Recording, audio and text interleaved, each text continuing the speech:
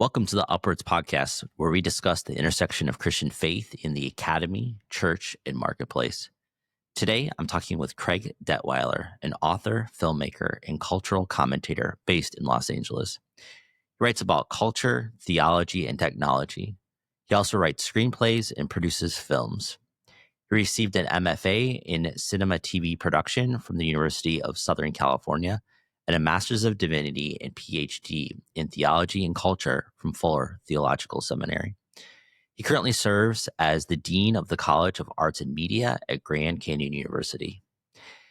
In this episode, we discuss the integration of faith in filmmaking, the transformative power of storytelling, and how technology, AI, and human creativity can bring the best out of all of us. Now, on to the conversation. Well, welcome, Craig, to the podcast. Theologian, filmmaker, academic. We love all those things here at Upper House, and so excited to have you on the podcast today with us. So welcome. Thanks for joining us and being here and being a part of it. Thanks so much for having me, Daniel. It's I enjoyed my time in person at the Upper House, and I'm glad to join you virtually today. Yes, that's awesome. Well, Craig, I just want to jump right in. I want to get a little bit of your background. You have a very interesting background, and so excited to kind of walk through a few of those things for our listeners, which I think will set up the rest of our conversation here today. But what kind of first sparked your passion for filmmaking, storytelling, and what is a little bit of your journey as a filmmaker and in the kind of the film industry over the years? I think I came to movies mostly as a fan. My mom would. I grew up in Florida, at South Florida. It was really hot in the summer, so I think she was looking for an escape in the movies. Take me and my brother and sister. So I grew up on probably Disney's worst era of filmmaking. But I also, even when I would come home from school, again, it was 3-4 o'clock, it would be so hot that I would just like sit in front of, we had, one of those wall air conditioners, and I would like sit in front of the air conditioner and watch TV. And I would just watch for like whatever old movie was on in the afternoons. And so I kind of grew up on the black and white classics, which probably tells you a little bit about, this white hair. Maybe that's my, like I'm actually that old, that ancient. But things like Casablanca and Humphrey Bogart, old Westerns, all that kind of thing, spy thrillers from the 60s, kind of Cold War thrillers. I was just, I actually grew up just watching all that stuff and digging. I think I liked the escape. The movies, in a sense, are a transportation device. And so it transported me like out of that hot box into whatever, exotic spaces I was seeing, in these films, in these not necessarily imaginary world, but maybe heightened world. Yeah. So how did you transition from that to kind of film as a vocation, right? I mean, you have kind of this background of just as loving the medium, loving the thing. But then what was there a moment, or was it just kind of a process in which you all of a sudden were like, oh, okay, this is actually my vocation and calling, and I want to kind of dive into this more in kind of the structure of your life path?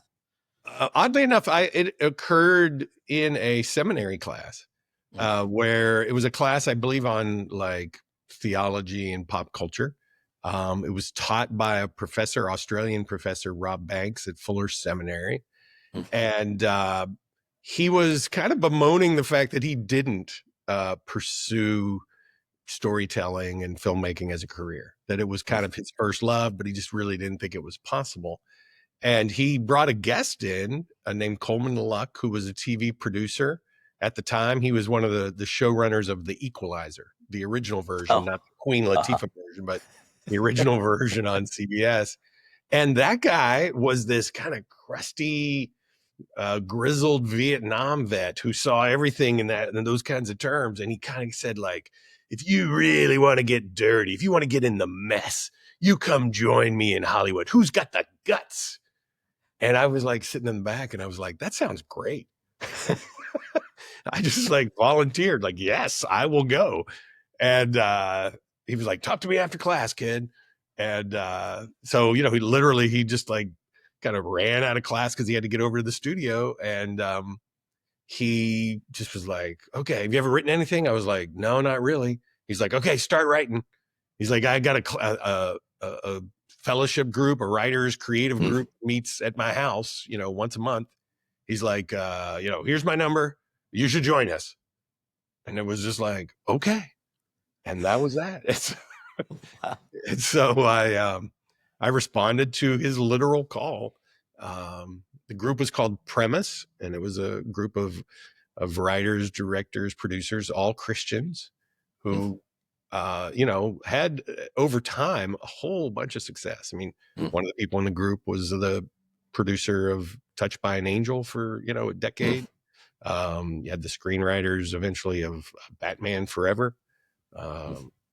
And so I learned from them.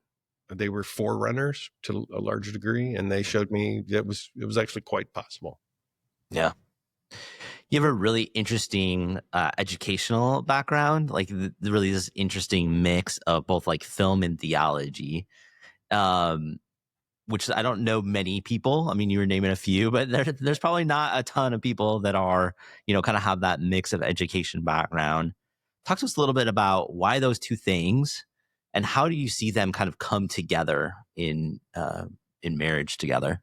Yeah. Well, marriage is an interesting word. I am one of the few people who could probably marry, bury, baptize, or direct, depending on what you were looking for on a given day. You know, it's like I could be in this, I could perform the ceremony, or I could film it. You know, maybe both, but yeah, probably not. Probably need to separate those roles. I think a lot of people maybe saw it as an either or, like you can do this or you can do that. And I was like, well, if I love God and love movies, why can't I integrate them? Why do I have to separate? So I essentially joined together what many have thought should be asunder, and consistently saw. Well, let me put it this way: if you think about the greatest films, they're almost all rooted in life's ultimate questions, and so the areas that theology likes to tread, I think, are where the best films and the most resonant universal themes come out of. And so I never saw them as competing, but complementary. And frankly, now having been a professor, you know, both as a film professor as well as a professor at Fuller Seminary, I've taught many people who've done both and put those things together. And so I think we've reunited what some thought were separate spheres. Yeah.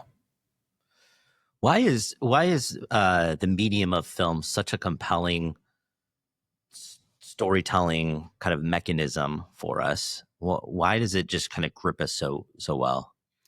Well, one, because we give it our undivided attention. At its best, right? You literally pay money, set aside time to go sit in the dark with other people around this kind of electronic campfire. And you consequently, I think, tend to give more of yourself to it. You are fairly present, at least in the old days when we weren't kind of doing the second screen thing, you know, in our own homes with our computers or our phones. So I think attending to something and suspending disbelief and sitting with someone else's dilemma, I think is a deeply human and humanizing activity. Yeah. Yeah, it's such a. I think of just the great films that we see, and so many people will describe like a really moving, compelling thing that's actually in a theater. You know, very rarely do you see someone be like, "Yeah, I was watching this movie at home with my home system, and it was great." You know, kind of. You never hear people like have this transformational experience at home. It's always going to someplace. I love your thought about the campfire, right? Like we're all watching and engaging, laughing together, crying together, having these kind of really emotional responses, which I think is just a really compelling way to just experience life, experience storytelling. It's really a positive attribute. Well, and it's like, what are you buying when you're buying that ticket? What is it you're seeking? When you're buying a comedy, it might be that you are a little depressed and you need some laughs. You need the Naked Gun or something silly. When you're entering into drama, maybe you're processing, I don't know, some grief and some trauma, and you're not quite sure how to get through it or if you'll get through it. And, when you buy a ticket to a film called There Will Be Blood, right? You literally go up to the box office and say, "There will be blood, please." So you're like asking for, to be traumatized by the film. Yeah. He literally promises you there will be blood. Yeah. So get ready, Yeah. So I just think there is a transaction there. There's a seeking involved in leaving the house and searching for something specific. Yeah. Even if it's an escape, even if it's like, my life's too intense, I just need an escape. That's fine. You're, in a sense, buying time. You're buying time away from your life, I think, in many ways, to process your life. So the media industry is rapidly changing. Crazy how it's changing. I mean, COVID obviously, I think, accelerated some things in the media industry that were already present, but it just kind of pushed it, added gas to the fire a little bit on some stuff. We had the strike. There's things that have happened here over the last few years that have been real difficult. As you see the landscape right now, kind of the film industry landscape, what do you think is working and what do you think is not working when you kind of take a look at that? Well, in many ways, we had a good summer at the box office. I think we had maybe some better superhero films. I think the Superman movie and the Fantastic Four, both highly enjoyable. You have, I think, some deep films like Sinners, 28 years later. Both of them dealing with like zombies and death. They both kind of have this sort of pandemic-y kind of commentary about the undead and virus and infections and that type of thing. So I think we're still processing that pandemic experience. I think we're still in a little bit of that collective grief that we didn't quite maybe deal with because we couldn't go to funerals. We didn't. People died and we didn't really get a chance to recognize it, to sit with it in a certain kind of way. And yeah, technology, of course, has accelerated both who can make films, how they're consumed, literally, and how they, in a sense, consume us. I feel like now we're almost never off or away from our phones, or at least from these kind of storytelling devices. We're streaming all day. So it's like we never really read books anymore, but we're constantly reading and we're constantly getting news and inputs. And so I'd say we're more entertained than ever. And so then the need to step away to get entertainment, I think, has kind of vanished because it's all available all the time. So that special appointment that you make with a theater or with a show has gone away. And so it's all, instead of, it was the industry, in a sense, used to push their shows towards you. Now everything is pull. You can get anything you want, pull it down from the internet almost anytime, anywhere. Yeah. Yeah. I also think like the funding mechanisms have changed drastically, right? I mean, you would, big blockbuster, that was the mechanism to make money back. You have so many little independent filmmakers who are producing really amazing content, and choosing the platforms to distribute on are very different, right? So you have something on let's say if they would get maybe a Netflix or something else as a small kind of independent thing, which probably has some funding mechanisms versus like a true indie type of a dynamic. And then they're just uploading it to YouTube, right? And like that's the mechanism in which they're doing that. you were a part of this WinRyder thing that was created and still are a part of that. I think it's a really interesting model. Can you just describe a little bit about what WinRyder is? What, kind of what was the genesis for creating that? And then what are you guys doing now with that kind of program? Mhm. Yes, we've been taking students to the Sundance Film Festival in kind of I would call it like a guided tour as a kind of an easy entry. We've been doing that for 20 years now. Wow. And we've always had both aspiring filmmakers and future theologians, ministers, and we've put them together in a sense the same class. And it started with maybe 30 people, and now we're over 300. We have people from about 50 different colleges and universities, most of them faith affiliated, but not exclusively.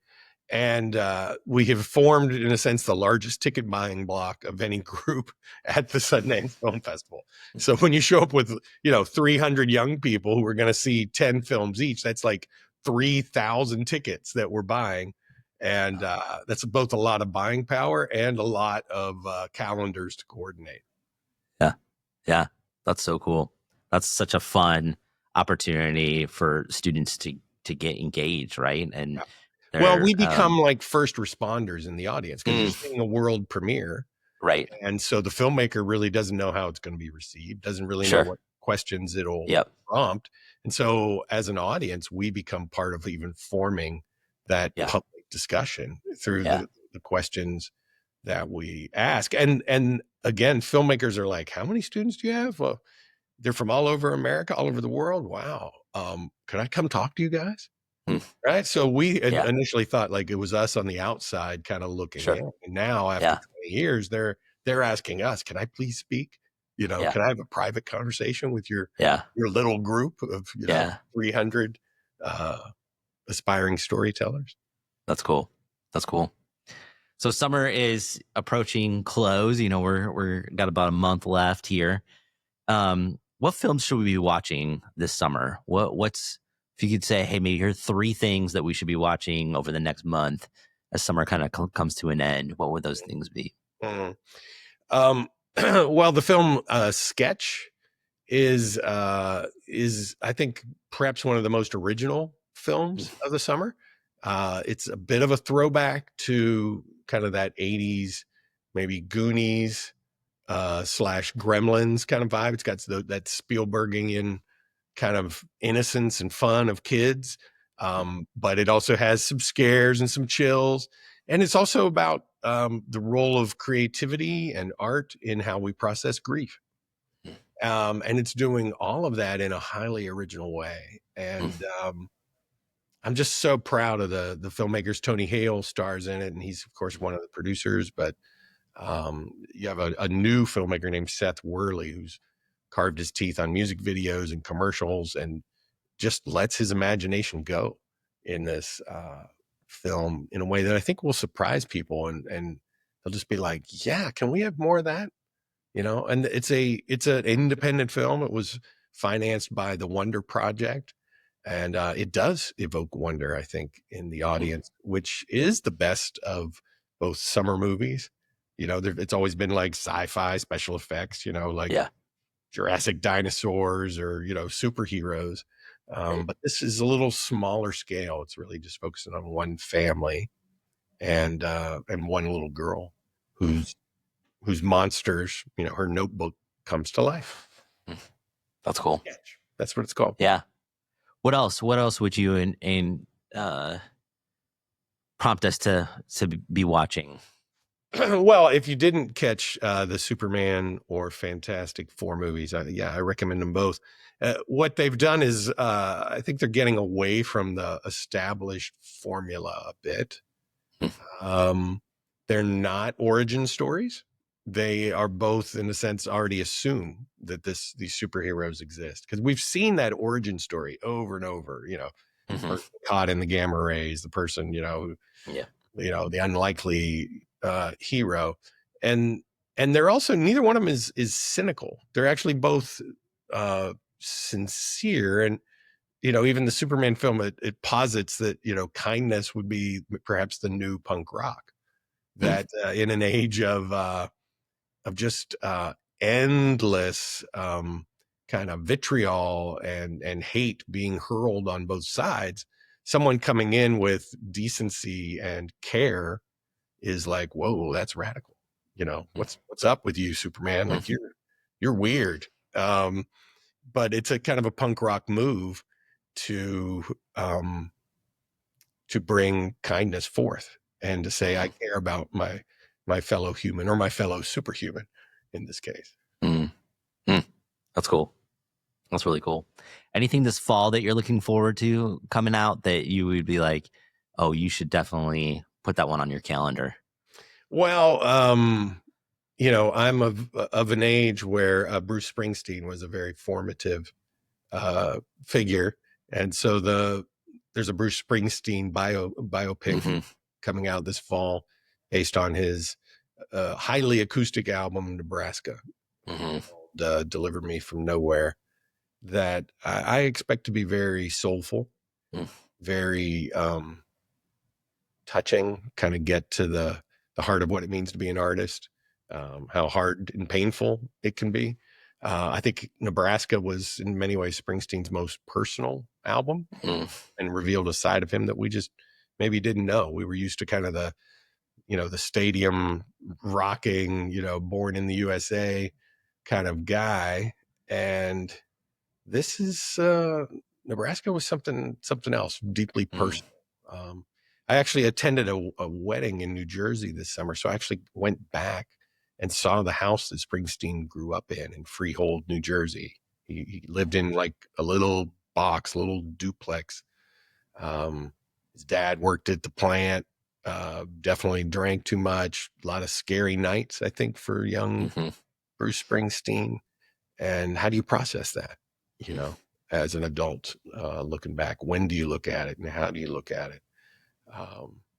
Also went, I went to E Street, where they rehearsed and actually saw the garage that the band practiced in, not far from 10th Avenue of 10th Avenue Freeze Out fame, which is a song about the band itself.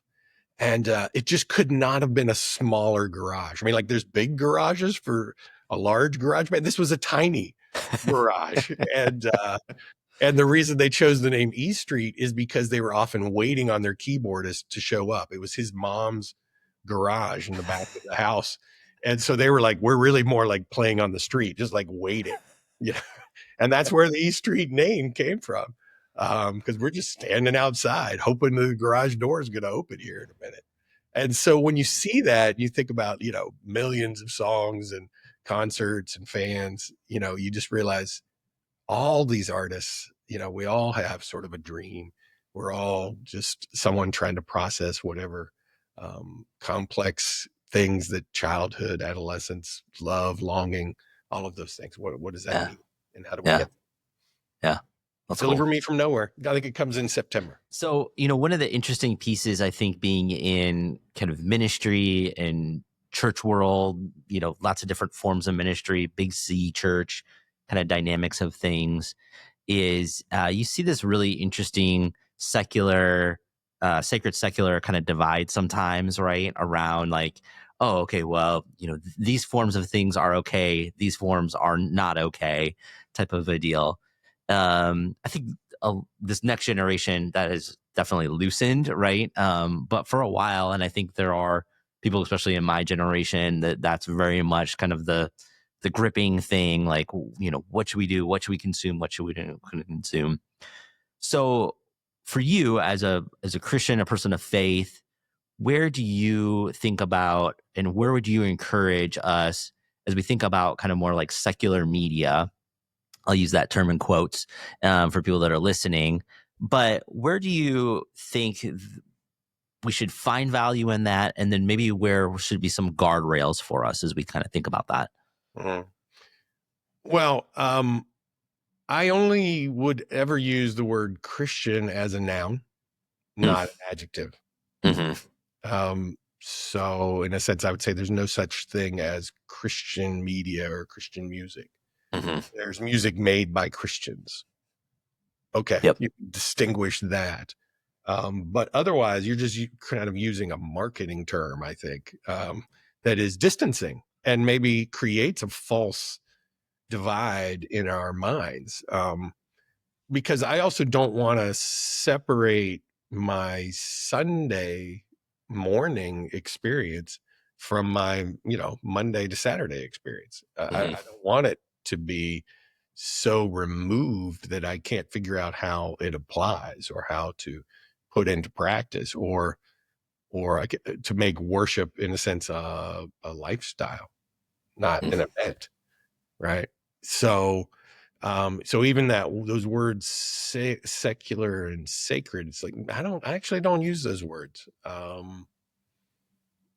I guess because again, I'm trying to look at creation itself and say, well, it's all holy, or it's all been created by a creator to be beautiful and glorious. Sure, it's fallen, right? We have to deal with death. We have to deal with painful realities Yep. of floods and fires and all of those kinds of things. But the beauty of, a flower, a bird, a song that they may be singing, I want to have eyes to see and ears to hear that. And so if I'm kind of constantly separating things and prejudging them and saying, well, I don't know that one, the sourcing on that, it seems questionable. Mm-hmm. I may be shutting myself off to both natural theology and the general revelation that comes, from the stars and from creation. Psalm 19, celebrates 6 verses of the glory of God's creation. And then it talks about the specifics, the special revelation of the law of God and in a sense, maybe how Jesus will go on to fulfill that. So I don't want to separate what Psalm 19 puts together. General revelation, special revelation, nature, as well as God's revealed laws and glories, brought together holistically in Christ. Right? Yeah. Again, God with us, not without us. Emmanuel is God with us. And so I don't want to look at God as somehow separate from us, but as proximate to us. Yeah. When maybe in a recent, sometime this summer recently, did you profoundly see a connection in a film that you were unexpectedly seeing, of faith or redemption or, something along kind of those lines of kind of how we live out our faith that you just did not expect seeing within the context of, a film that you had seen recently? Well, the film Sinners actually opened on Good Friday. And it's a pretty dark film. It's the characters are named Smoke and Stack. They engage in lots of questionable behavior. You've got a blues guitarist who, in a sense, leaves the church to go play the blues. So there's a lot of choices being made, a lot of temptations proffered. It's a very sexy film. It's a very violent film. There's vampires. But what it talks about is the danger of inviting those vampires into your life. It's about how we dance with temptation and perhaps make room for the devil. And so, in that sense, I'd call it a very cautionary tale. It has roots, I think, in kind of legends around Robert Johnson, the blues guitarist, who allegedly sold his soul to the devil to learn how to play and to become the greatest blues guitarist of his era.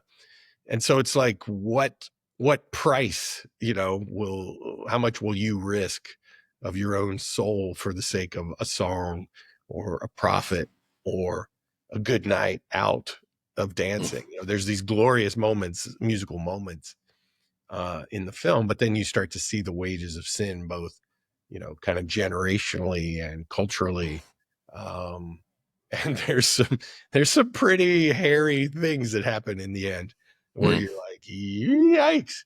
But in the midst of all that, there's also these scenes that I think echo like the Pietà of Michelangelo, a tenderness between mother and child, a family, uniting in grief about a lost baby. And so I was surprisingly tender amidst a lot of sex and violence. And I think in that sense, it reflects Ryan Coogler taking those questions of temptation and sin seriously. Again, I'm called Sinners. You're going to see some sin. Yeah, right. He's promising you that in the title. Yeah. But what do you find on the other side? And can you learn how to resist temptation? Yeah. Yeah. Good. Well, I want to transition a little bit into kind of talking a little bit about technology. I mean, it's definitely shaping the industries that you're in. It's shaping all of our lives drastically. I always think about, technology is not either good nor bad, but it does form us, right? And so, so as you're thinking about, culture and theology and all the things, all the places that you're a part of, how do you see technology influencing your understanding of spirituality and identity today, as you think about all the kind of the tools that are before us? Mm-hmm. I'd say it's the greatest challenge of our time. It's actually, I think, the largest culture shaping institution now. I think it's supplanted entertainment because it's challenging how we live, even moment by moment. The constant distraction, the interruption, the setting of an agenda, the little red buttons, the things we click on, the ways that texts interrupt whatever it is, whatever train of thought we might have. We're almost never apart from it. Many people basically start their day and end their day with their phone. And so, 1,000 years ago, it was about praying the hours. And now it's sort of attending to the texts and the tweets. And that's a real rethinking of what it means to be human and where we take where our prompts come from, I would say. And so it takes a lot of work, I think, to not be run by the iGods of technology who set their own agenda and their own pace, which is now. I demand your attention now. Yeah. Yeah, it was interesting. I was having a conversation with someone recently, and they were talking about their TikTok algorithm and how terrible it was. And I was like, well, you just change it. And they're like, what? What do you mean? And I'm like, well, no, just change it. Like, just start liking and engaging with other types of content, and you'll see it drastically change, right? About how, and it'll be a matter of minutes, right? All of a sudden, it's serving up, all these heartwarming, right, pieces of content based upon what is happening in the mix. And I think of people that feel, this grappling with kind of this gripping kind of sensation with technology, like just feels like it's closing in on me all the time. And, and I'm like, well, change your algorithm, right? Like change the way that you think about and how you engage with the things that are around you, and to do that.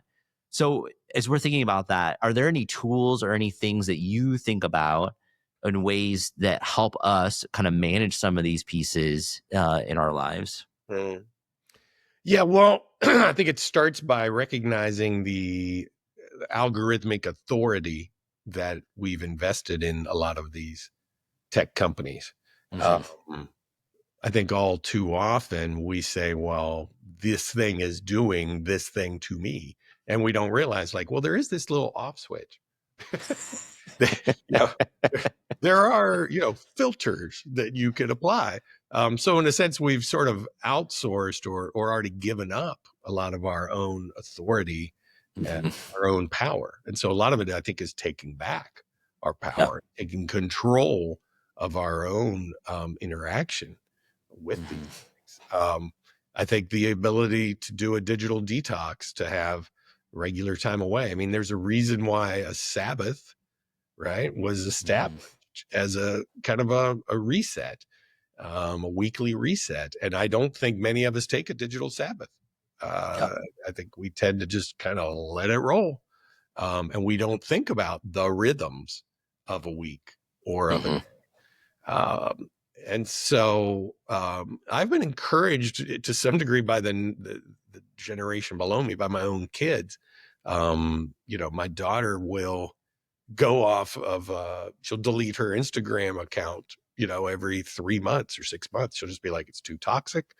I want out. And she'll just shut it down. Now, of course, then it gets really hard because she's like, oh, my friends are on there and I'm missing what's going on, and that's the danger, right? Is that there's such a monopoly created by the iGods that says you've got to do this. But, the creators of Google, one thing they had in common, Larry and Sergey, they both went to Montessori schools. So they went to these like tactile schools that had no technology. It was all about like how you can manipulate your world physically and how do you play with stuff. Yeah. Steve Jobs famously didn't give his kids, iPhones and iPads. He wanted the things he's saying you must have. He's like, nah, I don't have that in my house. I don't want my kids playing with that stuff. I don't want them to get addicted. So in that sense, the iGods, I think, are quite disingenuous, kind of making us feel like we have to have it or we will be left behind. When in fact, with their own kids, they think by not having it, my kids now have a competitive, creative advantage. Yeah, absolutely. So how do you see AI changing the film industry? What's happening right now? How are things? We see AI popping up in every part of our lives. I think there's a lot of fear around AI in the film industry. What's happening right now as you kind of take a look at kind of a blanketed approach and what's happening within that space? Yeah, it is such an important issue that's why I wrote my most recent book on is creativity, because I saw so much anxiety amongst the creative class. And I think that anxiety has since crossed over into computer programmers and, accountants and financial analysts and lawyers. And I think we're all dealing with it a little bit. With the film industry, to a large degree, the recent strike was really about that. That was screenwriters not wanting to be replaced. That's actors saying you can't use my likeness without my permission. You have to pay me. So, that notion of consent and compensation, very important for creative moving forward. Probably the upside of AI is that you can prototype things quicker, faster, and cheaper using AI. So if you want to sort of say it might look like this, or it might sound like this, you can approximate what it is you'd like to do. Create that kind of show reel or that, that pitch deck, right? Yeah. And mid journey or something like that. You can create it very easily. Where I think will catch up with all of us as AI becomes a standard looking tool or trick. We're already seeing a lot of folks would call it AI slop, where you can just tell it's fake and it feels fake and it doesn't move you because it feels inhuman. Yeah. And so at some point, right, and maybe sooner rather than later, we'll already start to say, that uncanny valley does not move me because I can tell that it's not right. I see it on social media a lot. There's now all these AI generated articles and AI generated photos. It's like, well, that's not real. They did not meet. They didn't have a gathering together. Yeah. So the need for discernment, I feel like, is going to rise to even higher levels moving forward. Yeah, it was interesting. I was talking with some other like kind of creative people, and we were having this conversation, and obviously there's fear around it, but I said I think it actually will enhance us, like as creatives. I think it'll actually make us better at whatever medium, whatever thing that we're doing. Um, right now AI is running in the background of this, right? And helping us sound really great and look really great. That's a help, right? In the mix of things. And so I do think there is there's the fear of, okay, is this going to replace me? Right. And there are industries that will drastically be impacted. Um, but like, you still need somebody to shoot and light things really well, and great storytellers, and great editors. AI can't edit a whole thing by itself. And so I think it will enhance. I'm hoping that it enhances kind of the creative process in which we live, and how we're operating things. Well, and I'm actually bullish on live performers.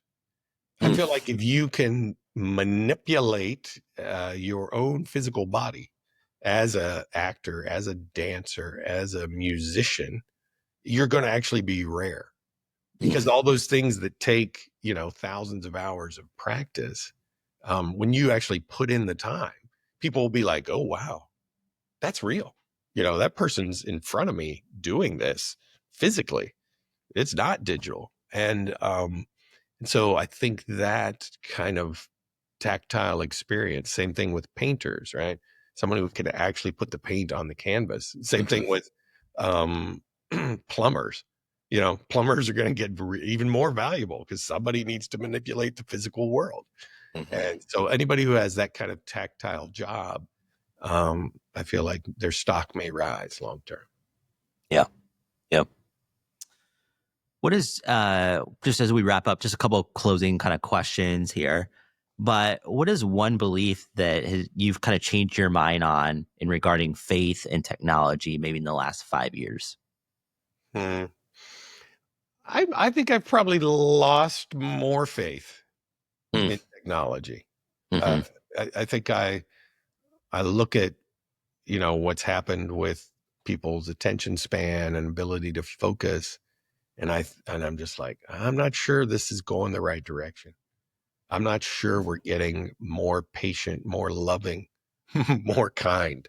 Mm-hmm. Um, and so if that's true, then it's like, I think I might need to be actively resisting what big tech is selling.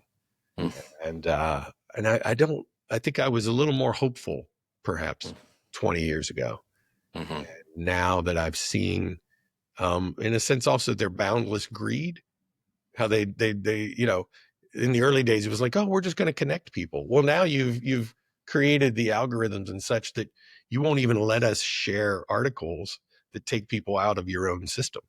You've Yeah. made it less attractive, whether it's LinkedIn or, Twitter. It used to be when you posted an article, you could really see the article, see the Yeah. picture. Now it's like, oh, I'm just going to hide it and make it smaller. So I just hold on to your attention. So that Right. entertaining as a negative, right? Mm. Meaning to hold.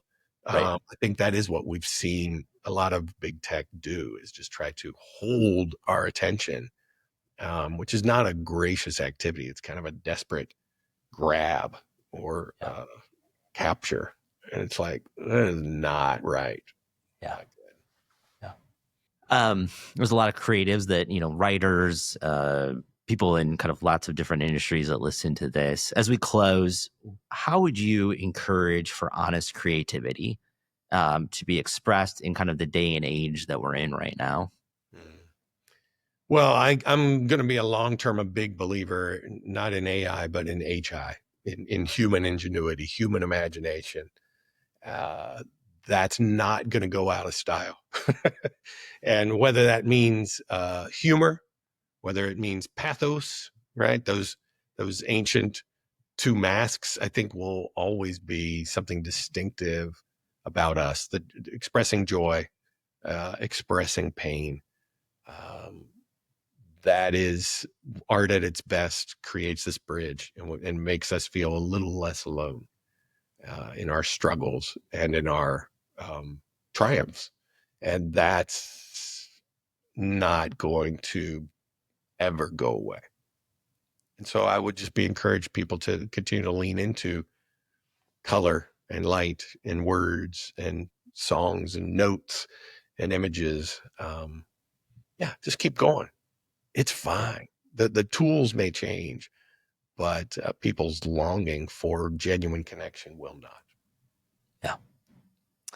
Well, Craig, thank you so much for being on the Upwards podcast. We're so delighted to have our connection with you, and I have a personal connection with you over the years. And so it's just so fun to have this conversation. And we hope to have you back at Upper House sometime in the future.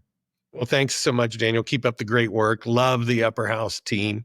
Have a great fall, great school year, and keep inspiring us all.